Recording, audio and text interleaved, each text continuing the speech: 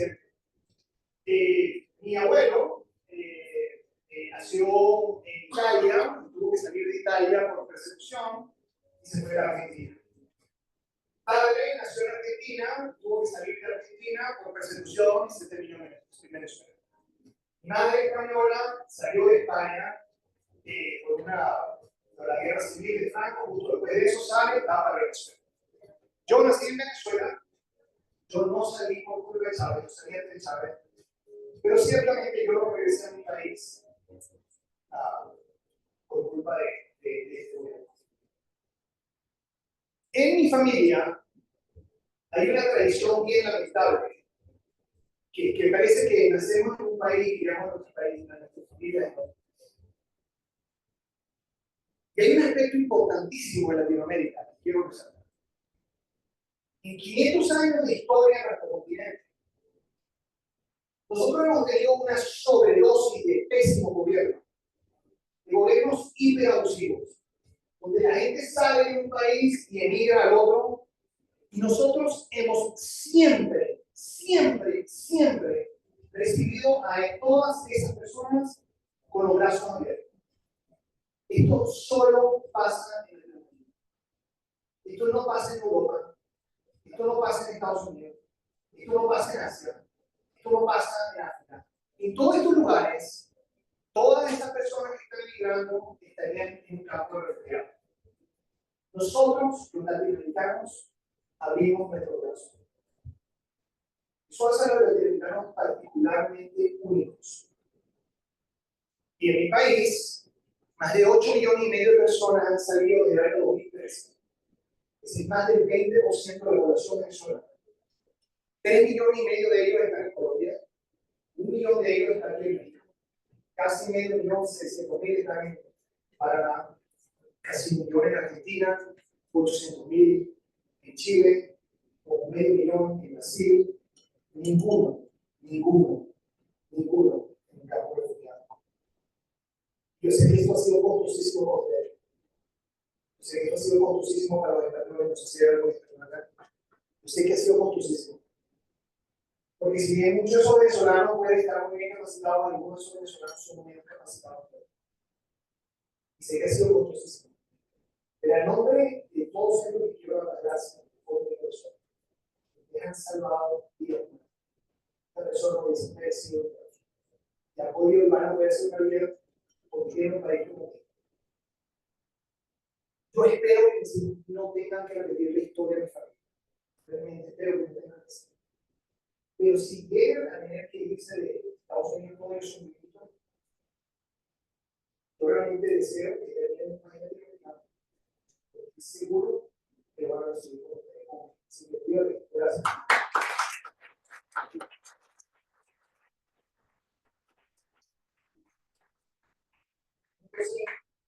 Entonces, hablar un poco de dos cosas. Una es sobre las investigaciones. Yo soy primero ingeniero electrónico de la Simón Bolívar en Venezuela. Como Diego, creo que Diego también es ingeniero electrónico computista. Soy computista. Eso es lo que se divertían. Nosotros lo que le hacemos el trabajo ahí. Pero yo siempre tenía una mentalidad muy ingenieril. Yo llegué a la economía muy tarde. O sea, yo trabajé 5 años en la industria farmacéutica, hice un MBA. Trabajé, Ricardo Hausmann fue mi gran mentor, que fue quien me convenció por el tema economista. Yo quería dedicarme al comportamiento criminal, o sea, quería ir a trabajar con masajes.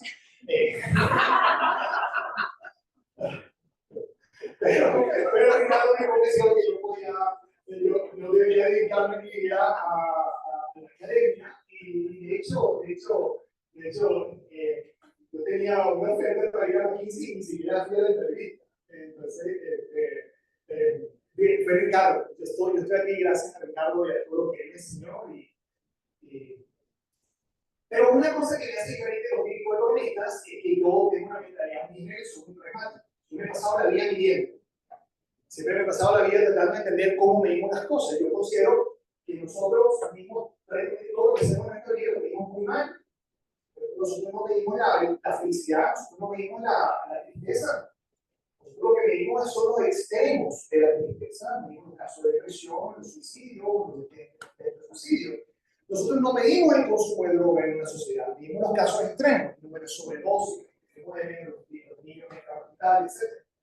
Nosotros no medimos la calidad de una relación personal, lo que medimos es cuando se quiebra, cuando se crean y cuando se quiebran. O sea, al final del día, medimos casos muy extremos, medimos en forma muy infrecuente, más que todo medimos a nivel anual, muchas de las cosas sociales específicamente.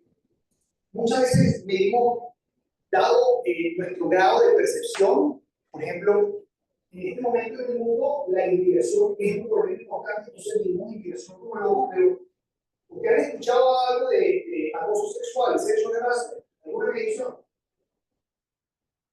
O sea, hay dos posibilidades, ¿no? ¿No hay más sexual harassment en el mundo? ¿O no prestamos atención? Nosotros tenemos muy poca capacidad para mantener la energía. Ahora, si tú le hablas a un NGO que está trabajando en Women Empowerment, eso sí lo miden todos los días, porque ellos se definen a través de eso. Nosotros tenemos muy poca capacidad para mantener la intensidad en la atención. Entonces, si medimos mal, medimos de forma infrecuente, medimos solamente en los casos extremos, y de paso no tenemos capacidad para prestar atención todo el tiempo. Entonces, yo creo que es casi un milagro que nosotros hayamos tomado buenas decisiones en el pasado. Pero ¿por qué tenemos buena información? Pero entiendo que ustedes vean la diferencia de las cosas como se miden. Nosotros medimos la economía muy bien en comparación con estos aspectos sociales. Pero nosotros medimos el tipo de cambio cada instante. Y resulta ser que llegas a Argentina y la gente sabe el tipo de cambio hasta el cuarto decimal, digamos, perfecto, ¿no? Instantáneo. Ustedes también saben el tipo de cambio, ¿verdad? Porque, digamos, ustedes saben la inflación, también una vez al mes. Ustedes saben el crecimiento económico, el mismo va a estar trimestre. O sea, justamente al cambiar la frecuencia, al cambiar la calidad de información, nosotros tenemos más capacidad para entender el mercado de capitales todos los días, la tasa de interés todos los días, entonces se forma parte de nuestro libro.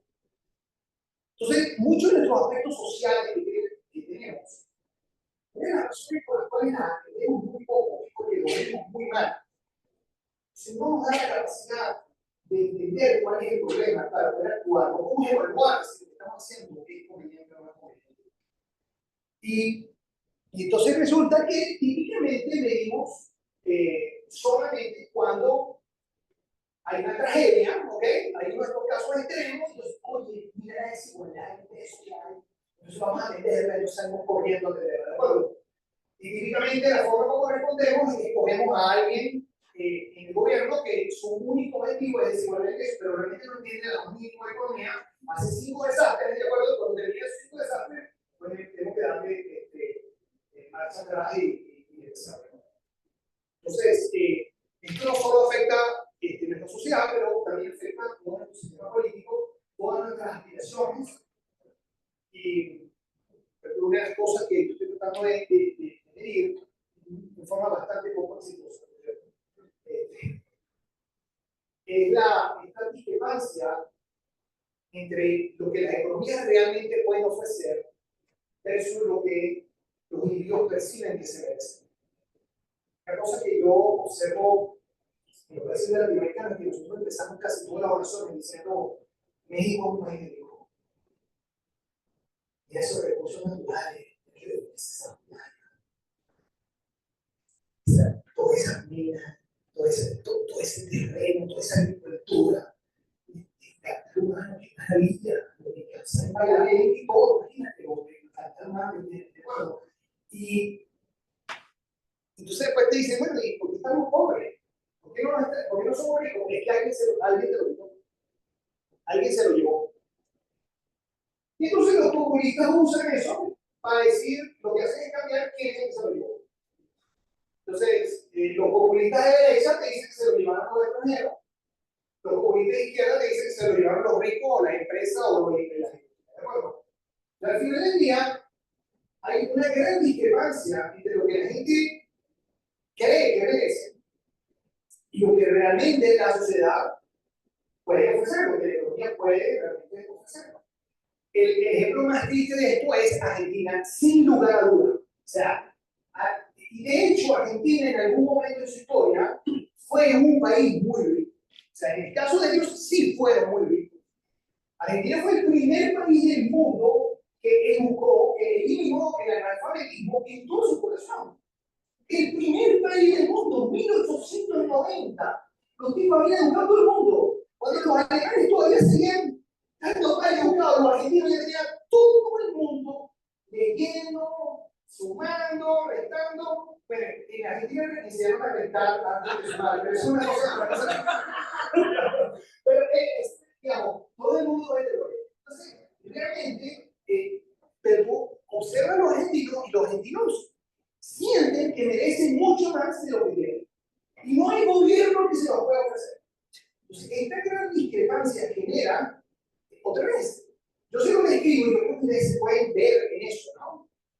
Que de hecho en México existe, yo creo que existe el problema también aquí en México, que hay una discrepancia. Yo no sé cómo medirla, pero lo que les puedo decir es que tiene impacto brutal en su política. Entonces, lo que les quiero hablar es de una de esas mediciones que se refiere a inteligencia artificial. ¿De acuerdo? Entonces, lo que les quiero hacer puede ser muy rapidito, les voy a contar. ¿Algo? Bueno, ya va. Tengo mi teléfono encendido. Yo tengo dos teléfonos. Sí. Tengo dos teléfonos, tenía dos teléfonos. Sí, claro. Este es el de mi esposa. Y no sé si ustedes ven que está todo roto, ¿no? De la cantidad de veces que me lo tira a la cabeza.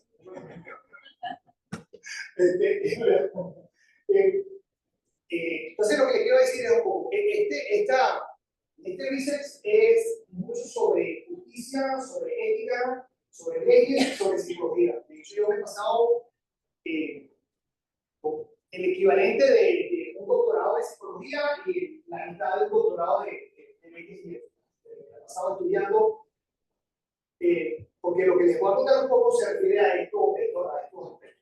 Y de paso, mi hija es psicóloga y entonces ella es mi consultora número uno, ¿de acuerdo? Entonces, no le hablo de los problemas mentales, ¿no? Pero críticamente ella le pregunto sobre eso. Entonces, déjenme contarles qué es esto de EPOC, ¿ok?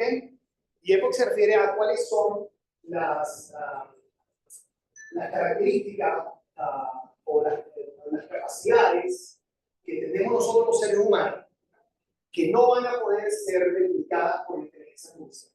En otras palabras, esto es lo que vamos a hacer nosotros cuando la inteligencia artificial se apodere del mundo, ¿de acuerdo? Esto ha pasado varias veces, ¿de acuerdo? Yo les voy a dar ejemplos de aspectos que nosotros hemos logrado automatizar.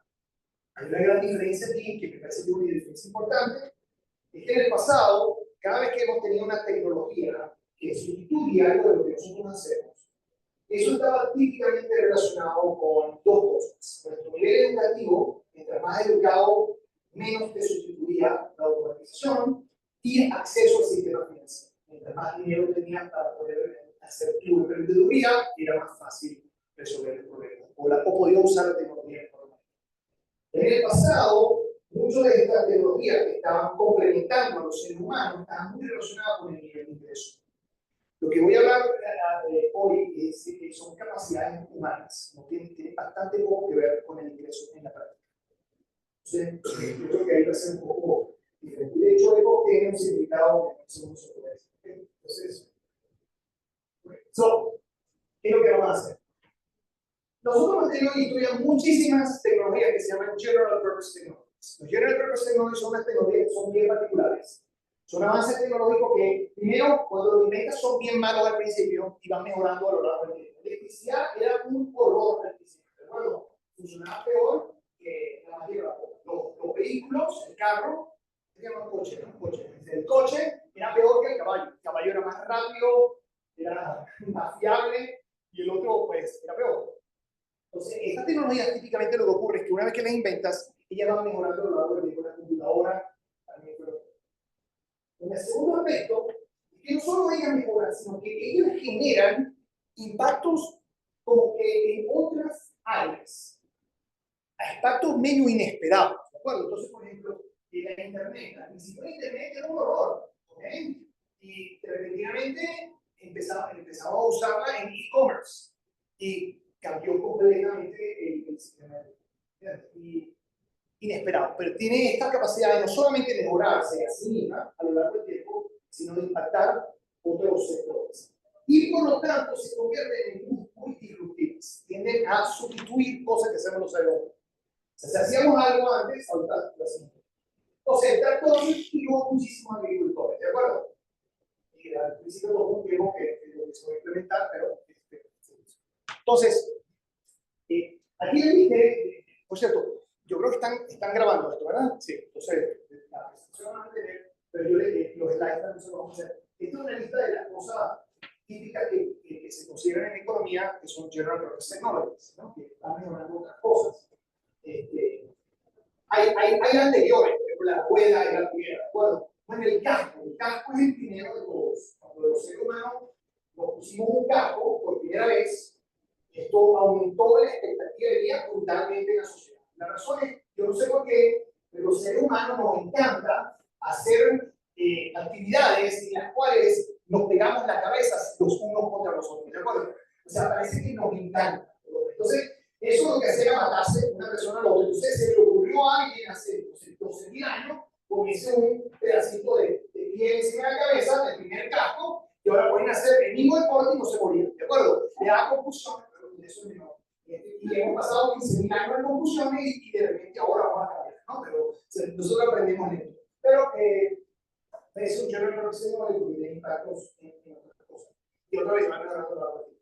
Ahora, todas estas actividades tuvieron sustituciones en los seres humanos, pero sustituyeron cosas que eran aspectos que como que no fue relativamente fácil adaptar. El primero fue sustituir nuestra actividad física. Para ser sincero, nosotros como especie somos bien, pero bien débiles. Dado nuestro peso, nuestra masa, nuestro tamaño, ¿ok? Nosotros somos bien débiles, los insectos se burlan de nosotros, ¿de acuerdo? Porque nosotros, muy poco nosotros podemos levantar nuestro propio peso, ¿de acuerdo? Más, si usted lo puede hacer, eso está todo en finanzas, ninguno de ustedes puede levantar. No hay chance, tengo que estar informe. ¿De acuerdo? Pero somos una especie muy débil. Entonces, cuando vino la maquinaria a sustituir nuestras actividades, como que bienvenido, ¿me entiendes? O sea, si la máquina va a ser mejor o va a ser más rápido, yo entiendo que es un proceso de ajuste, pero al final del día fue algo que fue bienvenido. Lo segundo fue toda la parte de codificación. Esto se refiere a, si tú lo puedes explicar, entonces la computadora lo va a poder hacer, ¿de acuerdo? O lo podemos automatizar.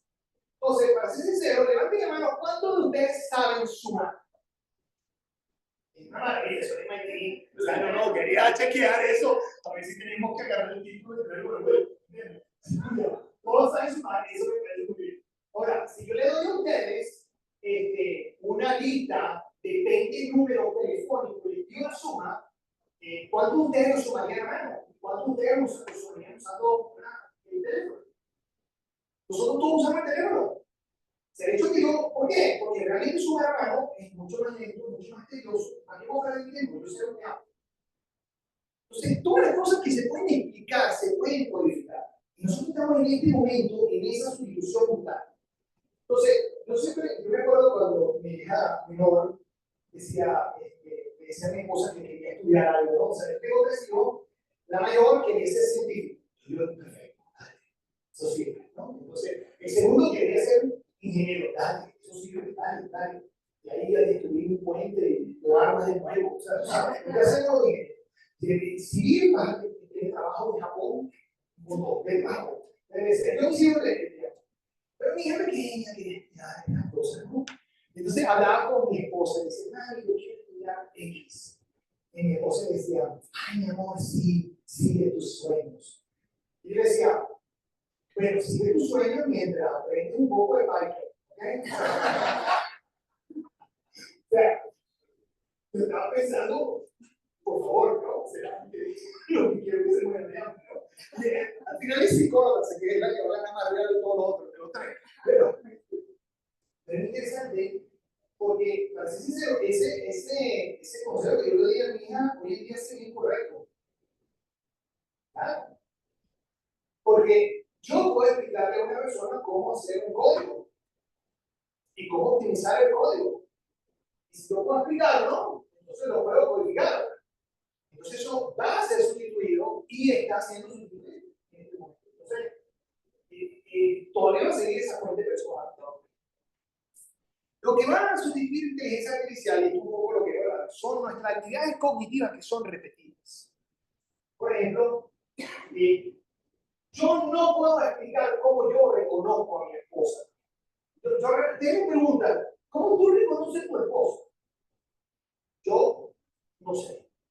Pero, por cierto, es un atributo importante para poder continuar estando casado por 31 años, ¿de acuerdo?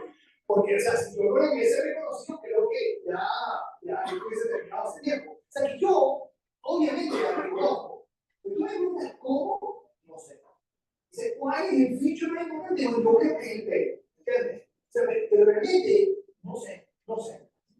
La computadora no lo va a hacer de la misma manera que lo hago yo.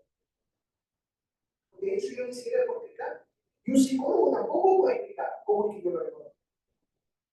Pero la computadora puede usar un método alternativo que logre hacer el reconocimiento de las caras.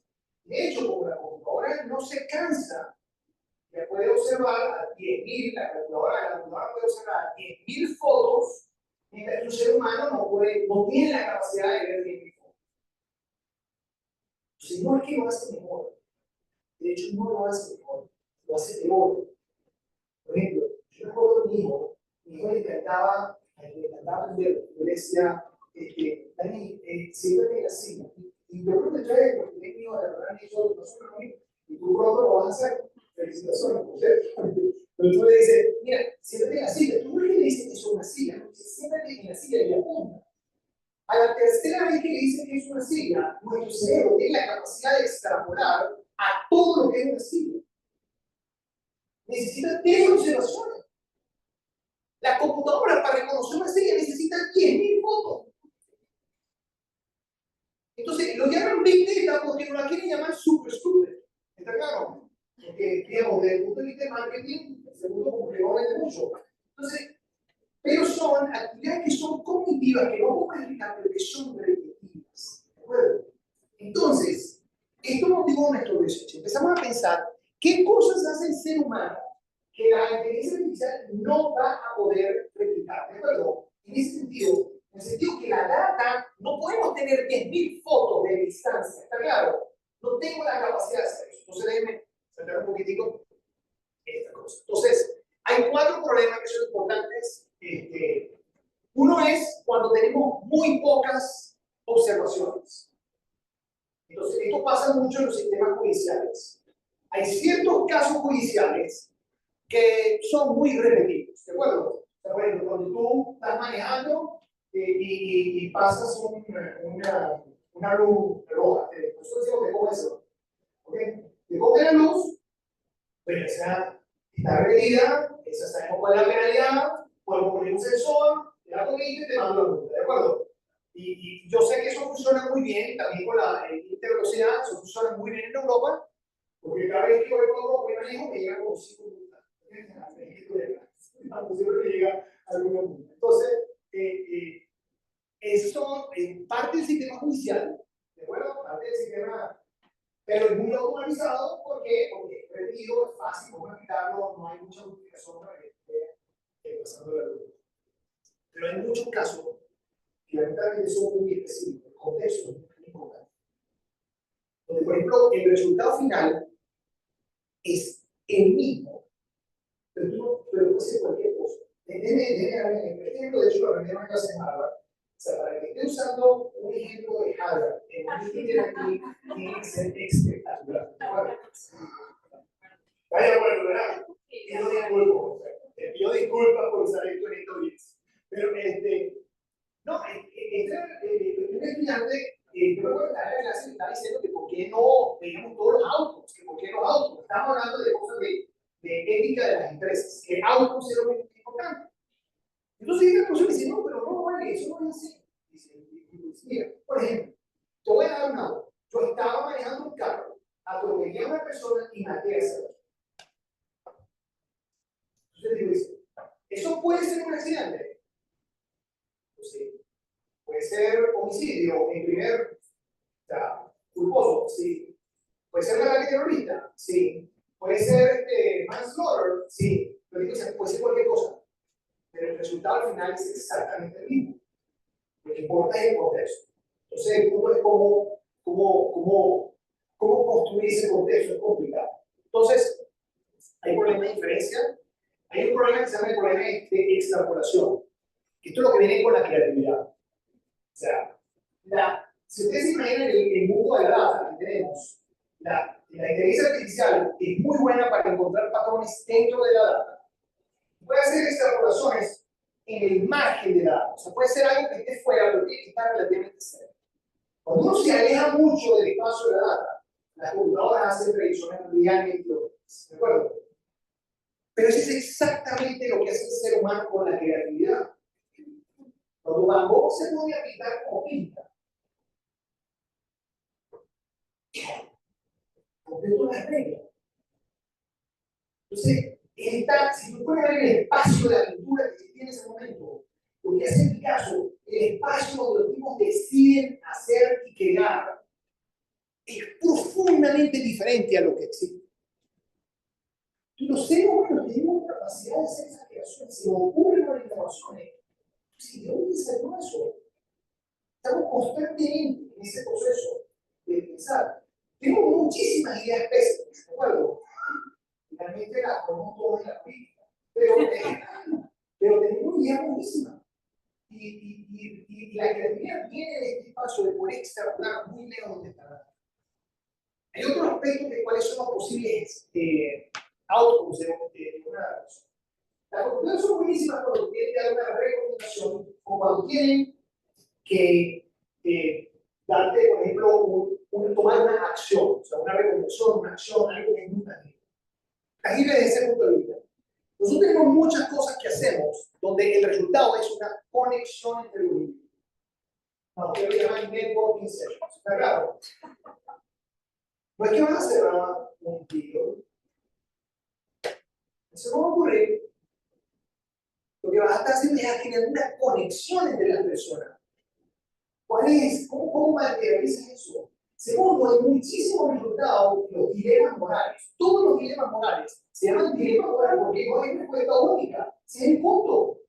Entonces, ¿cuál es la respuesta que la computadora le da? Es más, si ustedes pueden ver todo el miedo que existe en la inteligencia artificial, es porque estamos pensando que la inteligencia artificial se va a poner a tomar esta decisión. Porque realmente, si la inteligencia artificial se pone a ver, dado el impacto que existe en el medio ambiente y en el mundo de los seres humanos, dejan de matar a ese tema mundial. Yo, por cierto, voy a programar que eso vaya alfabéticamente. Roberto Ribón estoy totalmente avanzado. Pero, o sea,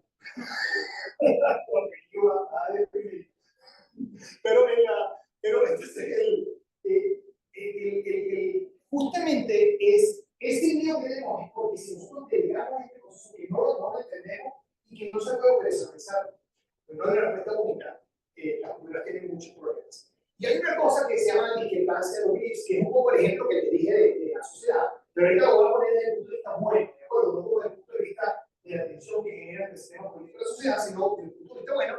Ese es el dicho, la esperanza es lo último que se pierde. Bueno, la esperanza es pensar que algo va a ocurrir cuando la data te dice que no tienes chance. ¿De acuerdo? Entonces, mi mamá era de Cataluña, o sea que yo soy del Barça, pero no, o sea, puedo hacer esto porque voy a poner un caso bueno de Real Madrid, pero que yo no soy tan fanático, ¿no? Pero una computadora hubiese parado todos los juegos del Real Madrid en el minuto 91 en todos los Champions. Porque, ¿cómo puede ser que el Real Madrid le va a marcar 2 goles al Manchester City? Imposible. Si eso no va a ocurrir, ¿para qué vamos a parar el juego? ¿Me entiendes? ¿Para qué vamos a perder el tiempo? El tiempo es de un costo de oportunidad. Aunque sea mínimo, ¿para qué vamos a perder el tiempo? O sea, imagínense, los deportes son justamente, los vemos porque tenemos la esperanza que vamos a vencer al chance. ¿De acuerdo? Si nosotros vemos el partido de fútbol, aunque sabemos que estamos underdogs, está claro, que no tenemos chance de ganar, lo vemos. Y tenemos la emoción de ver si por 1 en 1000 Esa es la vida, esa no me la quiero perder, ¿verdad? ¿Está claro? O sea, yo no sé, digamos, en mi casa, cuando Venezuela estaba a punto de pasar de los cuartos, le mete el gol de media cancha a los malditos canadienses, que ya no, ya casi como 4 días para Canadá. Le dije, yo no voy a ir para Canadá de ningún consejo a nadie. Se le dijo, no, aquí en Venezuela es mucho más importante. Así que lo siento. Entonces ya cancelé todo, ya yo no hablo con canadienses. ¿Hay alguien aquí que sea de Canadá? No, perfecto. Pero cuando mete el gol de la media cancha, o sea, los gritos de emoción en mi casa, y mis hijos no les gusta el fútbol, pero no importa, están todos contagiados, porque justamente nosotros vemos esto, no porque estadísticamente valga la pena, no. O sea, sino, porque si fuese así, todo el mundo sería fan de Real Madrid. O sea, sería estúpido. O sea, ¿cómo es esto? Pero que no podemos hacer juntos.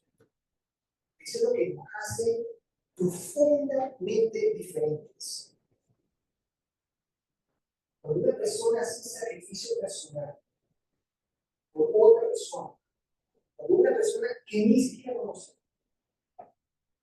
es un acto de esperanza, de construcción, de solidaridad, de visión, de construir algo común, que estadísticamente y económicamente no tiene ningún sentido. Entonces, lo que nosotros hemos hecho, agarramos estas cosas y empezamos a ver qué tipos de acciones son las que hacen los seres humanos. Cosas como empatía, inteligencia emocional, cosas como presencia, cosas como opinión, juzgar, cosas éticas, la creatividad, la imaginación, la visión, el no. Y aquí es donde viene EPOCH, ¿de acuerdo? También significa la época de AI. Estas son las cosas, estas son más o menos las cosas que hemos ido, esto no está completado, pero el paper no está escrito, pero no quería perder el chance de contárselo. Pero bueno, la empatía tiene un problema de inferencia muy importante y de autos. La empatía genera una conexión. Nosotros sabemos que cuando la empatía no es sincera, ¿ok? O sea, hay tres cosas, todo se lo digo a mi hija, ella habla de tres cosas fundamentales. Una es la empatía, otra es la compasión y otra es lo que se llama la simpatía en inglés, ¿no? Entonces ella me dice, simpatía es algo que se puede personalizar. Es, yo detectar que una persona está triste y tomar una acción para tratar de compensar por eso. ¿De acuerdo? Cuando una persona se siente mal, tiene dolor, le voy a dar una medicina para que le quite el dolor. ¿De acuerdo? Eso es un acto de simpatía. Entonces, eso se puede visualizar perfectamente con sensores, no es computadora, ella no encuentra que eso no se puede hacer, ¿de acuerdo? Para ella yo le he explicado cómo es necesario considerar eso es uno de los que se puede. Pero la empatía es que nosotros tenemos una cosa común. Nosotros todos somos empáticos. Yo les puedo asegurar que el día que nosotros supimos lo de Jeffrey Epstein en el Media Lab, a todos nos trató una participación de corazón, ¿verdad? ¿Cómo es que nosotros hemos perdido ese error? ¿Verdad? No somos nosotros. ¿Cómo es que eso ocurrió? Entonces, fíjense, en este momento todos tenemos una conexión por un acto que fue común, ¿de acuerdo? Para que vean un caso que no es empatía, ¿verdad? Por ejemplo, déjenme explicarles cómo se sienten estar embarazados y trabajando en el sector privado, ¿de acuerdo? Porque yo quiero mucho ese tema. ¿Qué opinan ustedes de esa frase? ¿Ustedes quieren escuchar lo que tengo que decir después? No. Exacto. Ahora, yo puedo tener compasión. Claro, yo sí puedo tener compasión. Compasión es que me puedo relacionar con el sufrimiento de la persona. Pero obviamente, yo todavía no estoy embarazado, pero yo sé. Creo que no puedo.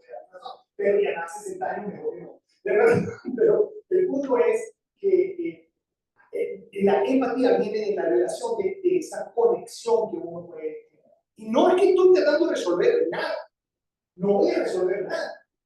Uno, al tener esa conexión, nosotros no vamos a resolver el problema de Haití, pero el hecho de que podamos compartirlo nos hace sentir de una forma más segura. Nos hace sentir que pertenecemos a un grupo.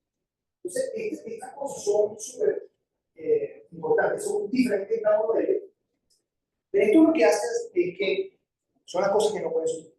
Hemos hecho dos cosas, ¿no? Fundamentalmente dos. Uno es, fuimos a todos los puestos de trabajo de los Estados Unidos. Estos puestos de trabajo de los Estados Unidos están escritos por un número de tareas. Agarramos cada una de las tareas, son más de 19.000 tareas. Y esas 19.000 tareas lo que hicimos fue evaluar cuánto es el grado de empatía que tiene, cuánto es el grado de presence y connection que tiene, cuánto es judgment, cuánto es creatividad, cuánto es hope. Y lo que hicimos fue evaluar en cada uno de ellos más o menos cuánto es lo que tiene. Esto lo hicimos a través de uno de estos large, usamos AI para hacerlo. Entonces, hicimos uno de las large y hicimos un proceso de estimación. Y como hicimos estas tareas, ahora tenemos los trabajos. Yo en cada trabajo, yo puedo ver que cada trabajo es un set, un subset de tareas. Yo puedo evaluar cuándo de ese trabajo va a ser sustituido. Pero también puedo evaluar si ese trabajo va a ser mejorado. Porque el ejemplo que estaba poniendo ahorita, que estábamos hablando con Diego en el bar, el ejemplo del consultor, que tiene que trabajar en la oficina. No trabajamos en la oficina. Ustedes lo que hicieron fue hacer un montón de presentaciones, ¿verdad? Entonces, ahora, la presentación tiene dos cosas. Uno es el contenido y la otra es la presentación. Entonces, si yo, la presentación, yo puedo explicarla, la puedo codificar, le puedo dar los patrones. Y lo único que entonces tendría que hacer es decir, estos son los bullet points que generan en la presentación que simplificaría tu vida. Eso es un acto de augmentation. ¿Está claro? Entonces, nosotros no solamente hablamos del riesgo de los puestos de trabajo, que es que te puedan sustituir, o que el puesto de trabajo quede eliminado, y lo otro es la augmentation. Ustedes me mostraron el resultado. Esto es súper preliminar, ¿ok? O sea, a pesar de que van a tener esto, por favor, no lo distribuyan, ¿de acuerdo? O sea, no lo agarren y lo tuiteen, por favor, please. Estos son los Estados Unidos que voy a mostrar en un momento en la guerra. Pero este es el score de ego de todas las 5 dimensiones. Esto midiendo el riesgo. Estas son profesiones que tienen mucho riesgo. El tamaño de la pelotita es el número de empleados que hay en los Estados Unidos. Esto excluye los empleados del sector público, excluye los militares y excluye a la gente que trabaja en organizaciones religiosas. ¿De acuerdo? O sea que esta no es toda la fuerza laboral americana. Y la razón por la que estamos haciendo esto es porque lamentablemente el censo no recoge información de este tipo de trabajo. Entonces no podemos decir cuánto hay en la descripción. Pero lo primero que quiero resaltar, si ustedes notan, es como que es poquito aquí, ¿verdad? Esto es la augmentation. Entonces lo que quiero mostrarles es que las profesiones que tienen muy poco de todas las categorías no van a tener mucho augmentation, son las que van a ser sustituidas, son las que son muy riesgosas, ¿de acuerdo? Pero estas profesiones que están aquí tampoco van a tener augmentation, porque este es el CEO. El CEO, ¿no? ¿Qué van a hacer con la inteligencia artificial? O sea, lo que va a mejorar al CEO es que la persona que está debajo del CEO le va a dar mejores reportes. O sea, la información que le va a llegar al CEO va a ser mejor. Pero en sí, el trabajo del CEO no va a cambiar demasiado. Entonces, cuando ponen las dos puntas, sale esta figura de, bueno, eso para que tengan una idea, esto es un trabajador de construcción, un ingeniero espacial y una enfermera.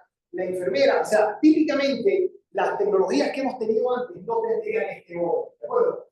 La tecnología de Business Analytics, por ejemplo, tendría el que más se beneficia del ingeniero, la segunda es la enfermera, el tercero es el de construcción, ¿de acuerdo?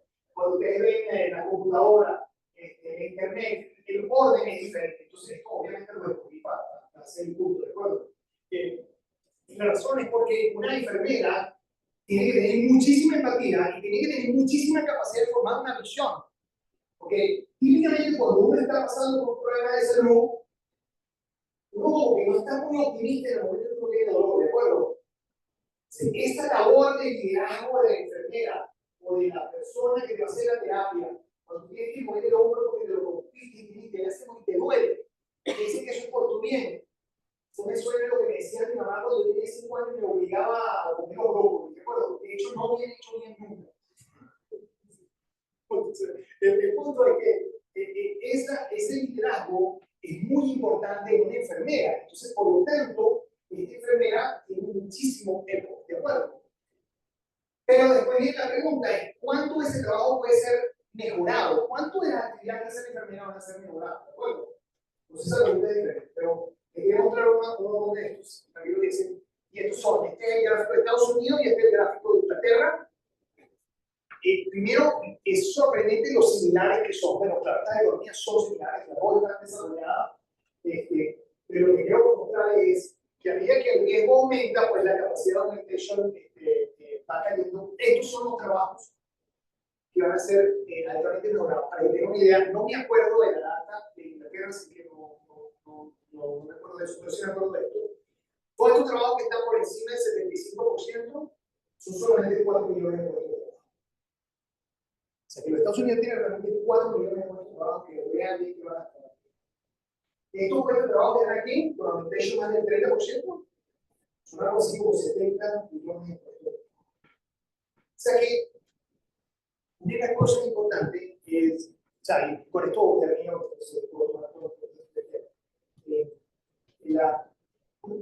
hay varias cosas importantes aquí, pero quiero resaltar un poco lo que uno es, esto primero no está asociado con el nivel educativo necesariamente, ¿de acuerdo? O sea, no son capacidades humanas que no van a aprender en la universidad.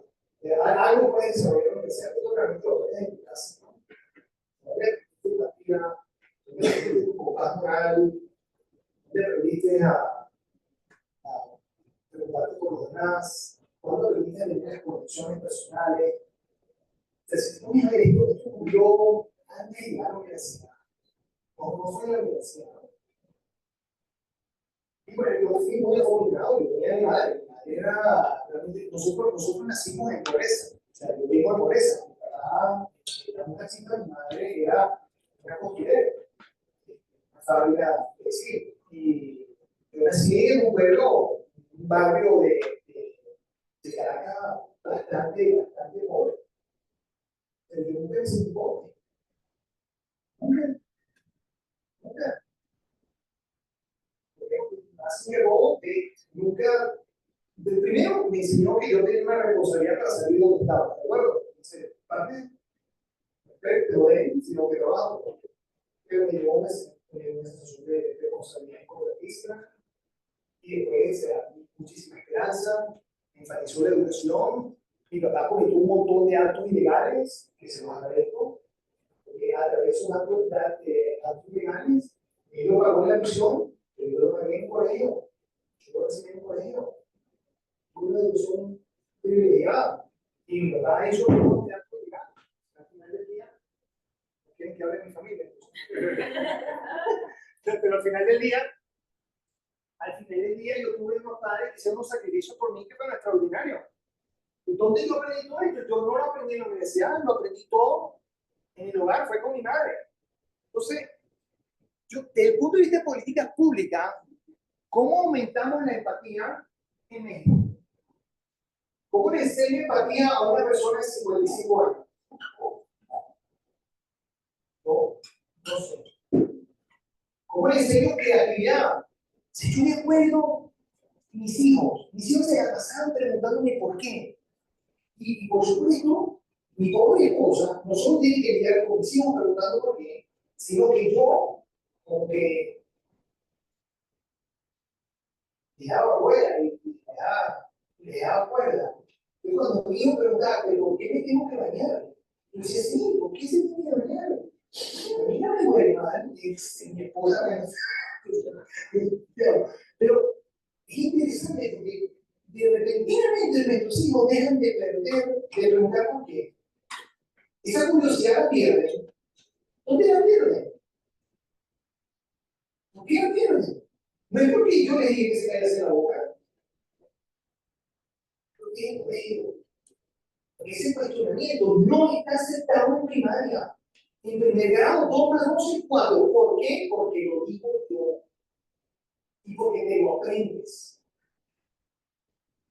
Esa es una de las cosas que de repente recuperamos cuando llegamos a la universidad. Pero tenemos este mecanismo de cómo enseñar estas cosas, no sé cómo enseñarlas, pero yo creo que es fundamental que encontremos una solución. Porque los trabajos del futuro van a estar cargados de estos atributos. Y si nosotros queremos que esta transición de alguna forma sea más o menos razonable, vamos a tener que invertir en estas cosas. Entonces, para todos ustedes que están buscando una oportunidad de negocio, y yo lo tengo como, para todos ustedes que están buscando una oportunidad de negocio, el mejor negocio que yo creo que tenemos que enseñarle a los humanos un poco de humanidad. ¿Okay? Muchísimas gracias.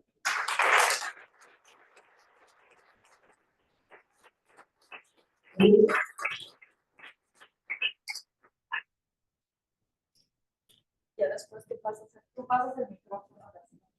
Exacto. Gracias. Una duda es, no me contaron lo que dijiste del riesgo, porque entiendo que el EPO se construyó como los trabajos relacionados con esto, pero el riesgo no es. Claro, no se va a ir no quería decir las technicalidades, pero la idea del riesgo es lo siguiente. Suponte que tú tienes todas tus tareas, son muy independientes entre ellas. O sea que suponte que tú haces un montón de actividades en tu trabajo que son relativamente diferentes. O sea, tu trabajo lo pudiese subdividir en diferentes personas. Es una regla importante. O sea, que no hay complementariedad de las tareas, ¿de acuerdo? Entonces, yo estoy dando cómo hacemos el cálculo de riesgo. Entonces, cuando no tienes complementariedad de las tareas, entonces, si todas tus tareas, una proporción muy grande de tus tareas, tienen un score de riesgo muy bajo, tu trabajo está bien. ¿Está claro? Augmentation, voy a explicar augmentation inmediatamente. Augmentation es cuando las tareas son complementarias. Por ejemplo, un cirujano. Un cirujano tiene que tomar una decisión. Yo sé que es un ejemplo que un tipo está altamente educado, ¿de acuerdo? Pero quiero más o menos. El consultor de McKinsey que va a hacer la presentación. O sea, la presentación no puede ocurrir sin el contenido. Y el contenido no tiene valor sin la presentación. Entonces, estas dos tareas son hipercomplementarias. Entonces, cuando tienes dos cosas complementarias, tu trabajo está protegido porque tú tienes una tarea que es el contenido de la presentación. Eso te va a dar permanencia en el trabajo. Entonces, por lo tanto, inteligencia artificial te va a ser más eficiente de la que es aburrida. ¿Me entiendes? Está un poco claro. Entonces, esto es una cosa para los economistas. Una cosa que se llama complementariedad y sustituibilidad. Cuando tienes tareas que son sustitutas, entonces tú lo que haces es sustituir. Entonces, estás muy poco protegido. Tu trabajo está muy poco protegido. La ocupación está muy poco protegida. Si muchos de tus puestos van a ser eliminados, se va a eliminar la ocupación completa. O lo que van a hacer, van a eliminar todo de tu ocupación menos dos tareas, las dos tareas las distribuyen entre las dos personas. Cuando tus tareas son complementarias, pues no puedes sustituir. En el cirujano, ¿qué puedo sustituir yo en cirujano? Yo puedo sustituir toda la parte radiológica del cirujano, donde el tipo está haciendo las radiografías. Yo puedo sustituir el hecho de la operación en sí por los robots, pero el tipo tiene que estar ahí para juzgar qué hace en el momento. ¿De acuerdo? Esa parte no la puedo sustituir. Y el robot no puede hacerlo sin el jugar, y el doctor no lo puede hacer sin el robot que le está contando la célula del corte. Entonces, ese es un trabajo que se aumenta brutalmente, en este caso con robótica, y los militares hay muchísimos que usamos todas estas tecnologías para mejorar nuestros militares. Entonces, de hecho, ese era el ejemplo que usaba antes, pero es un exceso medio bélico, no quiere decir nada.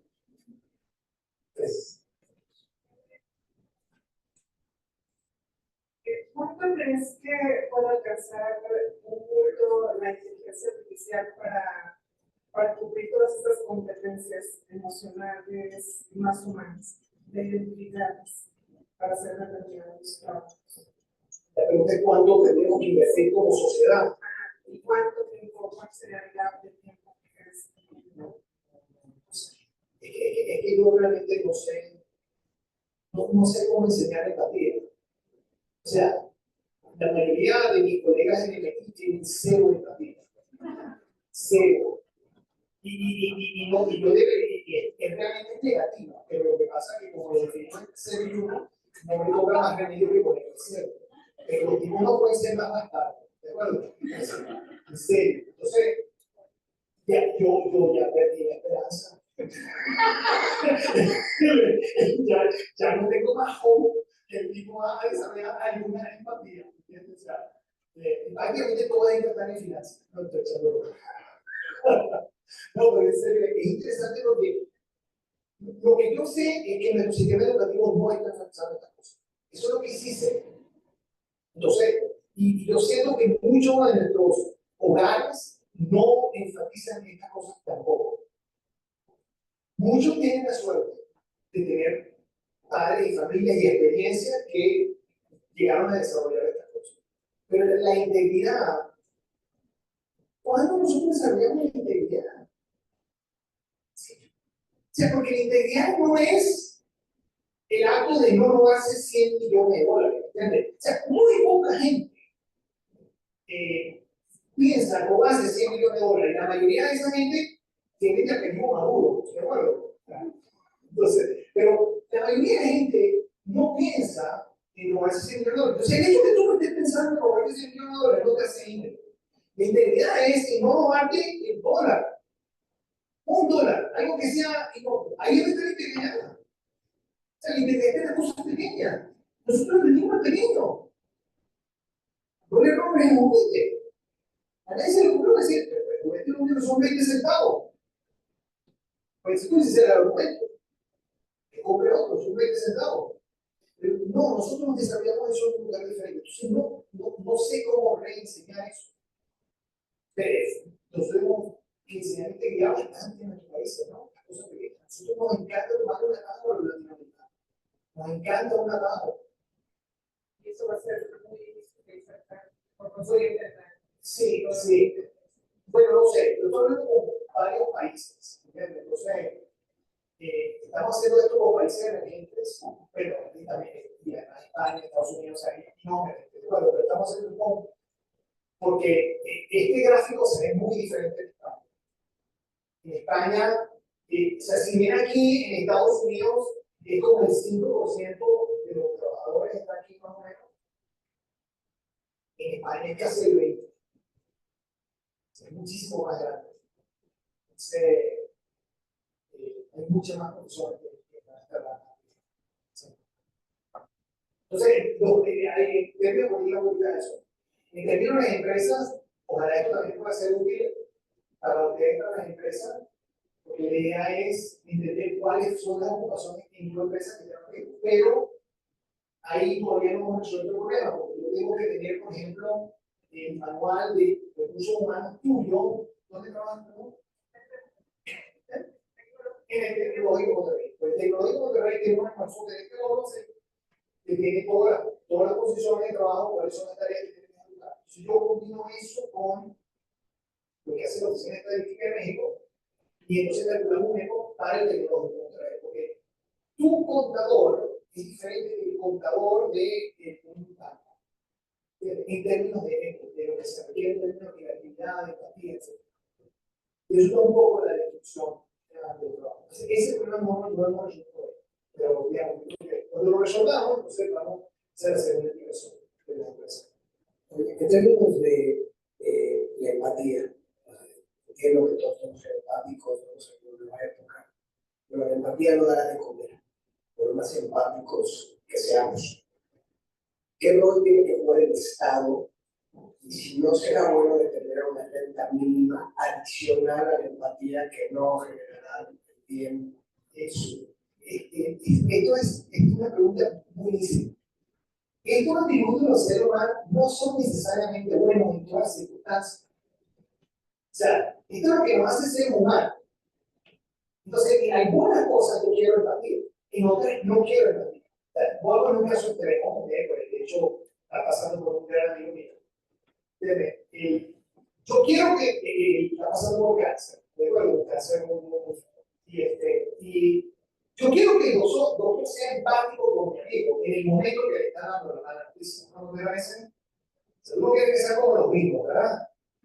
El tipo te dice, tiene cáncer tipo TRAL, tiene 7% de probabilidades de llegar a Navidad. Entonces, ya, para nada. Un poquito más de azúcar, mi hermano, ¿me entiendes? O sea, digamos, tú quisiese que el tipo, que sea un robot, ¿no? Pero los gringos son, además, parte de la crítica que tenemos a los americanos es esa. Dios mío, nosotros no somos, eso es lo que le dije a la vaca.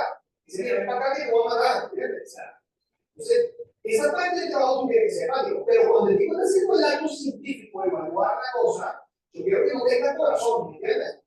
O sea, en el momento del tipo de evaluar tú tienes el tipo de cáncer, yo quiero que sea lo más data driven, zero harm, ¿entiendes? Más nada. Entonces, no es que la empatía es siempre buena. No. O sea, es otro para juzgar. ¿Cuántas veces nosotros hemos juzgado a una persona de forma incorrecta en la primera vez que lo vemos? No te pasa eso a ti todo el tiempo. Dicen, ay, no tengo nada. No me gusta como camina. Y esa es mala persona. Ay, tiene acento mexicano, si te lo van a hacer. Si nunca le va a ganar a Argentina la comunidad. O sea, lo juzgan con ni siquiera una observación. Una observación juzga a la persona y dice, oye, mira, nosotros decimos, yo no debería hacer eso. Yo debería rechazar a la persona. O sea, lo que quiero decir es que la capacidad de juzgar a veces la usamos de forma incorrecta. En la creatividad, nosotros intentamos la bomba nuclear. Me parece que le decimos mal. Y para ser sincero, los criminales son extremadamente creativos. O sea, y los brasileños son extremadamente creativos en encontrar formas de no pagar un impuesto. O sea, yo creo que todo el mundo lo que hace es una obligación binaria lo que hacen los brasileños. Entonces, nosotros usamos parte de estas cosas, la esperanza, jugamos a la lotería. ¿Tú quisieras decir a una persona que no? Esta es una actividad repetida que sí la entiendo y no debería gastar tu dinero en eso. Debería ahorrar. Pero es difícil porque otra vez la persona tiene una precisión de lo que va a lograr que es muy diferente de la. Entonces, lo bonito de esto, pero no lo dije, estas actividades no son universalmente buenas, pero no es lo que nos hace humano, ¿de acuerdo? O sea, nosotros como humanos tenemos lo bueno y lo malo de esto, pero eso es lo que nos hace absolutamente únicos. Sí. Tenemos tiempo para una pregunta más. ¿Y quién tiene la mejor pregunta?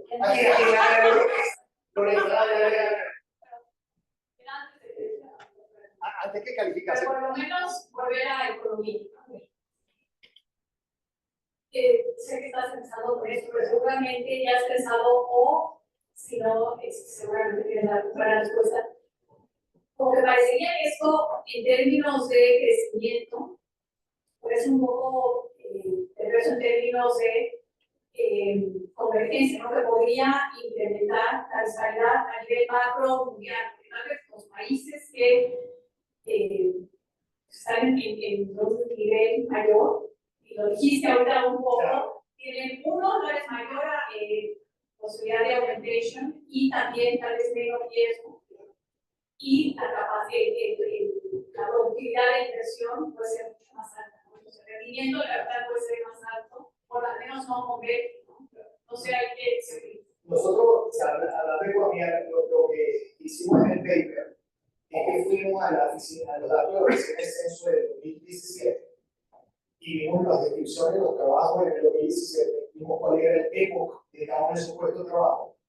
Y nosotros nos dimos cuenta que en los últimos, claro, 7 años, que no podemos ir mucho más atrás, porque este machine learning no se usaba tanto mucho más atrás, ¿me entiendes? O sea, no podemos ir mucho más atrás.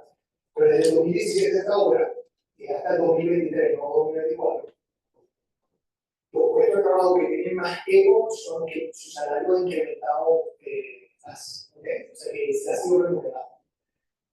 Pero no necesariamente el empleo se ha incrementado. Y la razón es que cuando tú tienes augmentation, significa que ahora 2 personas pueden hacer trabajo que 5 hacían antes. Porque al principio tiene una ganancia de productividad. Y la única forma que esto se traduzca en bienestar, que es un poco la pregunta que están haciendo, es que yo tengo que conseguir que estos bienes y servicios, los precios caigan y que aumente el acceso al resto de la población. Entonces ahí la demanda se venga para arriba y entonces sí vamos a tener ya bienestar social. Yo creo que ese es un gran reto que tenemos con la inteligencia artificial. ¿Cómo vamos a hacer esta tecnología tan extraordinaria que produce tanta riqueza se traduzca en bienestar? Entonces, yo creo que arranca un poco en políticas públicas. El Estado ser más presente en cuál es la responsabilidad de cómo arreglar nuestras escuelas públicas de forma tal que la gente no se pierda. Yo estoy seguro que ahí, o sea, está en el medio, ¿entiendes? Si se pone a los pobres de este lado, los pobres hacen su sentido, ¿de acuerdo? O sea, aquí nosotros, esto no está perfectamente alineado con el ingreso, pero está correlacionado con el ingreso, ¿no? O sea, vamos a ser sinceros, o sea, especialmente de aquí, de esta parte de aquí, está casi que perfectamente correlacionada. La parte que no está correlacionada es que el CEO no tiene augmentation. Esa es la única parte que pasa. Si la augmentation no ocurre en el CEO, entonces, este grupo de gente que ya es muy pudiente, estos no se van a beneficiar tanto. Entonces, esa clase media alta es la que se va a beneficiar, estos van a quedarse sin trabajo. Y si no tenemos una respuesta a cómo vamos a educarlo, entonces, son de 55 años, la gente que tendría vida de 90, son 45 años sufriendo un poco, 35 años sufriendo demasiado. Entonces, ese es el reto que tenemos. Entonces, se recuerda en España, en Chile. Esto toma tiempo, ¿qué es? Yo lo voy a hacer con todos los países latinoamericanos, pero para hacer con todos los países latinoamericanos, o sea, todo un tiempo conseguir todas las estadísticas, correr todos los programas para hacer las estimaciones. Pero lo que es bonito que ya han hecho dos y bueno, no, ya cuatro, o sea, está dos, España y Chile. Por ejemplo, tiene una oficina estadística extraordinaria. Esta misma data existe. Entonces, lo que tengo que hacer es ir para acá, usar mi carisma, la data y pasar. Muchísimas gracias. Gracias a todos. Increíble.